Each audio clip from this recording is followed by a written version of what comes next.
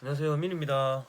자, 제가 오늘 집에서 이렇게 카메라를 켜고 이렇게 촬영을 해봅니다. 설명을 드릴 거는 스몰관에 대해서 얘기를 좀 제만의 노하우라기보다는 제가 스몰관을 용접을 하면서 이걸 어떻게 하면 잘 할 수 있는지에 대해서 이렇게 설명을 잘 할 수 있을지는 잘 모르겠지만 그래도 조금이나마 도움이 될 수 있게 해보겠습니다. 스몰관이라 하면은 작은 사이즈의 파이프, 스몰관이라고 하면은 스케줄 파이프 두께에 따라서 약간 다르긴 한데 그래도 기본적이게 이렇게 설명을 좀 해보겠습니다.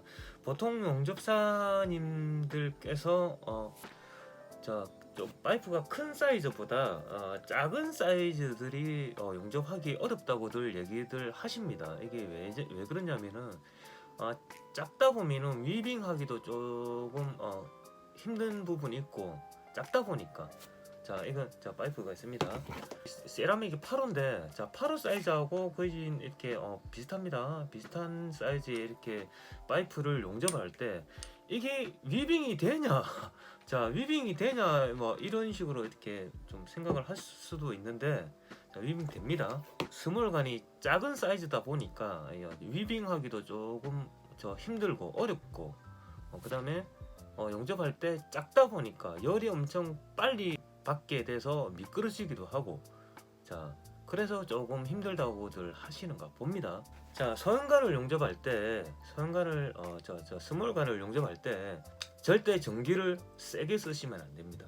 중형 사이즈의 관을 용접하시거나 대형 사이즈의 관을 용접하실 때 용접하시는 분들은 어느 정도 센 전류를 사용하기 때문에 이게 서연관으로 내려가게 되면은 그 센 전기에 익숙해져 있다 보니까 전기를 좀 내렸다 그러더라도 제가 보기엔 그 전기가 세다고 생각하는데 스몰관을 용접할 때 전기를 낮췄다 그러더라도 제가 보기에는 세다고 느껴지니까 이게 용접하기가 힘든 거예요. 스몰관 용접할 때는 항상 제가 하는 얘기가 있는데 낮은 전류에 익숙해져라 라고 제가 얘기를 좀 많이 했었습니다.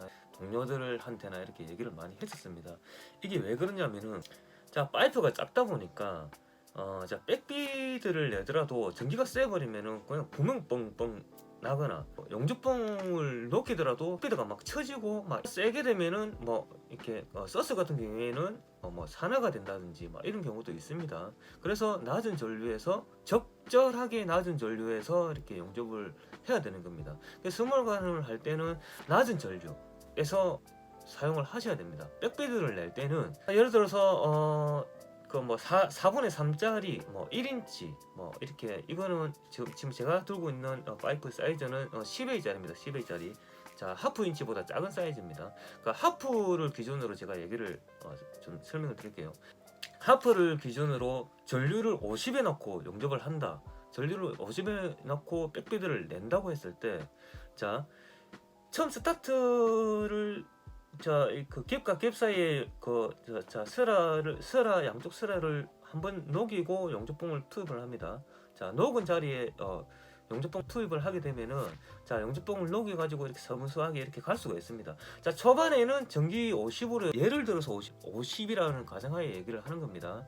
50으로 이렇게 용접을 했을 때 용접봉을 투입하고 어느 정도 이렇게 반 정도 올라갑니다. 반 정도 올라가다 보면은 50이라는 전류가 세다 보니까 백비드가 처지고 뭐 고드름이 진다든지 막 이런 경우가 있습니다. 제가 생각하는 전류는 모재에 열을 주고 용접봉이 녹아서 융착될 수 있는 전류만 있으면 됩니다.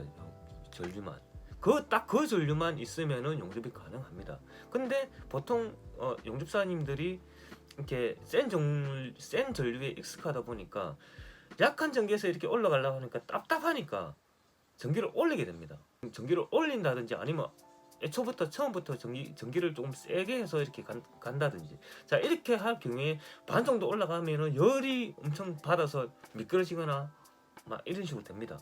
이렇게 뭐 서스 같은 경우에는 산화가 된다든지 카본 같은 경우에는 미끄러진다든지 50을 기준으로 한 40을 넣고 불을 뗐을 때 모재가 녹냐 안 녹냐 이걸 보고 양쪽으로 개선이 붙어 있다 그러면은 양쪽 얇은 부분, 자 개선된 부분 스라스라가 녹을 정도의 전류만 있으면 됩니다. 그 양쪽 스라가 녹을 전류만 있으면은 용접봉을 투입을 했을 때 융착이 됩니다. 자 그때 이렇게 초반 스타트를 하게 됩니다. 자, 이렇게 해서 이제 백비드를 이렇게 형성을 시키고, 백비드는 제 영상에서 이렇게 많이 보여드리고 설명도 했었습니다. 자 백비드 같은 경우에는 이렇게 형성을 해 나간다 생각하시고, 자 이 소형관 같은 경우에는 니꾸라든지 파이널도 중요합니다. 니꾸 파이널이 왜 중요하냐?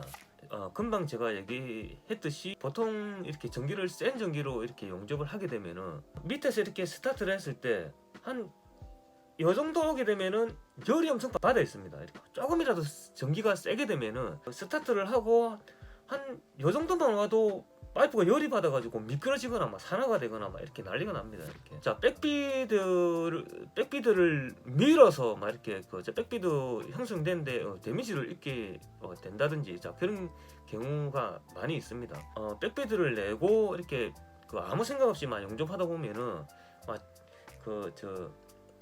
전류가 세다 보니까 백비드가 밀려 나오거나 막 이렇게 이런 현상이 나옵니다. 자 그래서 제가 최고 중요하게 생각하는 게, 자 이 사이즈 같은 경우에는 스케줄이 얇기 때문에 백비드를 넣고 바로 파이널로 들어가게 됩니다. 이 같은 경우에는 자 백비드를 넣은 상태에서 넣어 있는 상태입니다. 넣어 있는 상태에서 자 우리가 토치를 이렇게 자 백비드가 들어가 있는 상태입니다. 자 백비드가 들어있는 상태에서 자 불을 탕 튕겼을 때, 약한 전기를 했을 때 보통 사람들이 이렇게 생각해요. 이게 탕 튕겼을 때 모재에 그냥 저 불꽃만 나오고 모재에 뭐 빨간 빛이 안 나옵니다. 이렇게. 근데 보통 사람들은 생각했을 때 전기가 왜 이렇게 약하지? 이래 생각하고 전기를 올리게 됩니다. 그러시면 안 됩니다. 약한 전기에서 탕 튕겼을 때 한 1초, 2초, 3초 이렇게 되고 있으면은 자 약한 전기라도 모재가 빨갛게 이렇게 달궈지게 됩니다. 이렇게 여기서 달궈지게 됐을 때 용접봉을 이제 투입을 해서 녹여서 이렇게 위빙을 하게 됩니다. 자 이게 최고 중요합니다. 자 약한 전기에서 이렇게 올라가다 보면은 열이 많이 받지 않습니다. 미끄러짐 현상도 없어지고 이렇게 좀 안정적이게 이렇게 갈 수가 있습니다. 그래서 제가 용접했을 때 노하우는 별로 없어요. 여기 노하우는 별로 없고, 약한 전기에서 약한 전류에서 이렇게 답답해하지 마시고 불 땅 튕겼을 때 기다리고 있어요. 1초, 2초, 3초 이렇게. 아무리 약한 전기라도 한 곳에 집중 땅 했을 때 되고 있으면은 빨갛게 열이 받아요. 이렇게 열이 받았을 때 조금씩 모재를 넣기고 진행을 하면서 용접봉을 투입을 합니다. 자 모재가 녹아지면은 용접봉을 댔을 때 용접봉도 같이 녹아서 융착이 되게 되어 있습니다. 이 전류를 자기 몸에 익히시고, 약하다 해서 전기를 올리지 말고 약한 전기에서 용접을 해 나간다. 이게 제만의 노하우인 것 같습니다. 다른 건 없어요. 다른 건 다 똑같아. 다른 방식은 다 똑같아. 단지 파이프가 작다는 이유지. 다른 건 없습니다. 자 이것만 알고 있으시면은 스몰관도 용접을 어렵지 않게 할 수 있다. 자 이렇게 저는 생각합니다. 크게 뭐 노하우라든지 그런 게 없습니다. 자 그냥 보통 용접사들이 이렇게 약한 전기에 익숙하지가 않으니까 탕 튕겼을 때 왜 이렇게 전기가 약하지? 용접봉도 안 녹겠는데 이 전류 가지고 어떻게 용접을 하지? 라고 생각해서 전류를 올리게 되는데 그 올림으로 인해서 스몰관이 열이 받고 이렇게 미끄러지고 이러다 보니까 스몰관이 어렵다고 생각하게 되는 겁니다. 그래서 약한 전기에 익숙해져라. 제 노하우는 그냥 이건 것 같습니다. 약한 전기에서 용접을 스타트를 한다. 약한 전기에서 하더라도 이렇게 막 올라가다 보면은 파이프가 열이 받습니다. 약한 전기에서 하더라도 열이 받으니까 이걸 탕탕 이렇게 반전기를 잡고 이렇게 용접을 하는 겁니다. 이렇게 했을 때 전기를 조금만 더 올리게 되면은 용접이 엄청 어려워지겠죠. 그래서 약한 전기에 익숙해져라 라고 제가 얘기를 하는 겁니다.